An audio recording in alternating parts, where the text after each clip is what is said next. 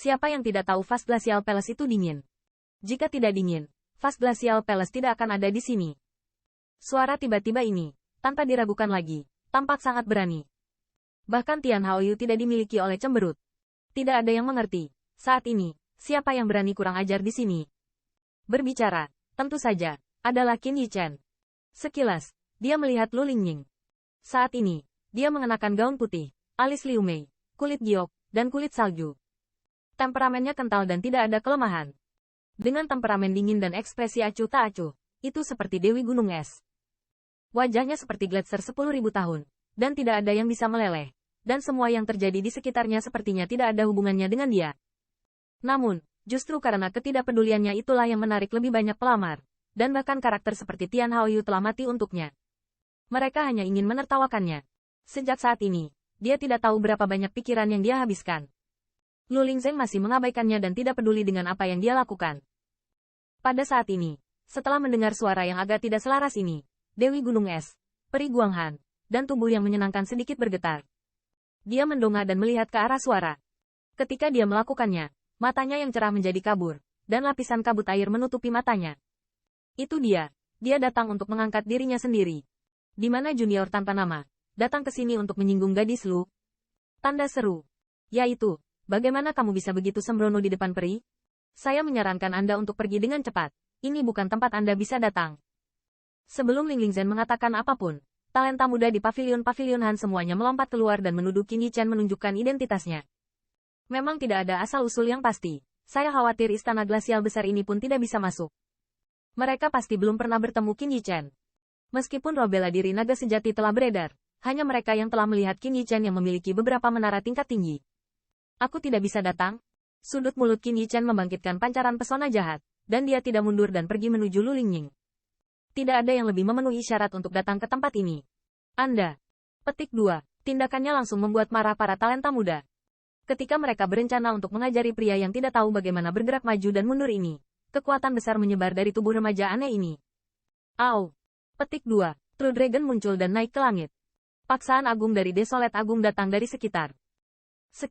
Talenta muda dari masing-masing dan semua orang mundur, dan tidak ada yang bisa berdiri di depannya. Dia seperti dewa suci yang datang dari ruang dan waktu kuno. Tubuhnya luas dan tak tertandingi, seperti gunung dan laut, menghancurkan segalanya. Bahkan Tian Haoyu menghitamkannya, dan lapisan kilap menyebar di tubuhnya, menahan paksaan ini. Wajah Tian Haoyu berubah drastis. Di bawah paksaan ini, dia bahkan membuatnya memiliki keinginan untuk mengakui kesetiaan di kakinya. Jika bukan karena temperamennya, dia takut kehilangan kendali diri. Sungguh, naga sejati. Semua orang terkejut ketika mereka menyaksikan bayangan naga muncul di belakang Qin Yichen. Roh bela diri naga sejati. Tentu saja, mereka telah mendengarnya. Tetapi orang yang memiliki roh bela diri naga sejati dibawa pergi oleh Tuan Rumah Surgawi. Siapa yang mengira orang ini akan muncul di sini? Ah!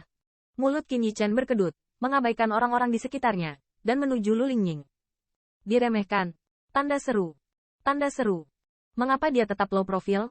Tanda seru. Dia hanya ingin menjadi terkenal. Dia memiliki roh bela diri naga sejati. Dia memiliki warisan orang suci agung. Apa yang bisa dia takuti? Tanda seru.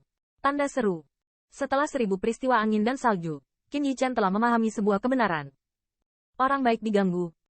Jika dia masih ingin low profile saat ini, maka dia akan mengalami masalah yang tak ada habisnya. Hanya ketika mereka bangun dengan profil tinggi, mereka akan mengerti bahwa merekalah yang tidak mampu mereka sakiti. Cahaya murid Tian Haoyu berkedip. Setelah Qin Yichen menaiki tangga, dia akhirnya berbicara.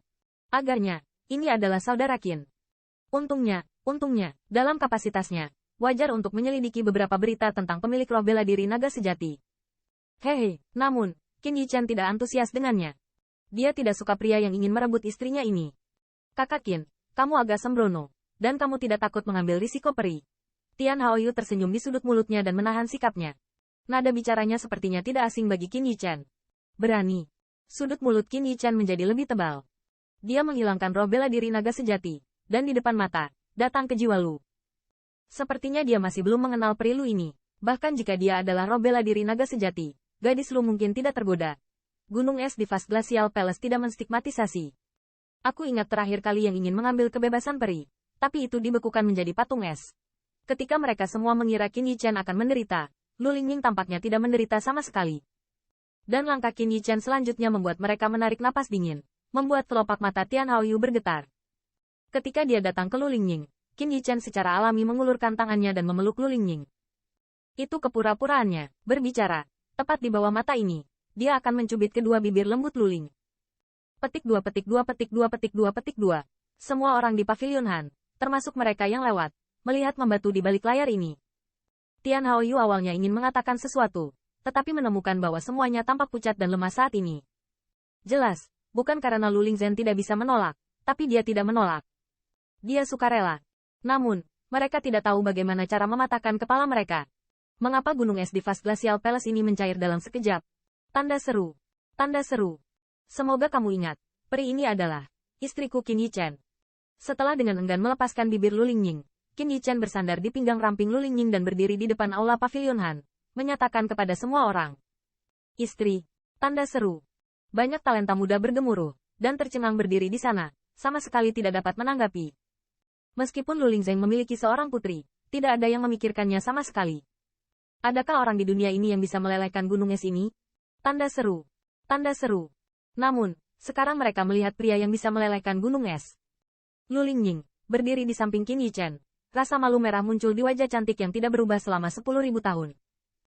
Dia seperti wanita kecil, membiarkan Qin Yichen menyipitkan mata. Matanya yang acuh tak acuh dicintai. Itu penuh, dan bahkan, di wajahnya yang cantik, senyum yang mengejutkan. Ternyata dia akan tertawa.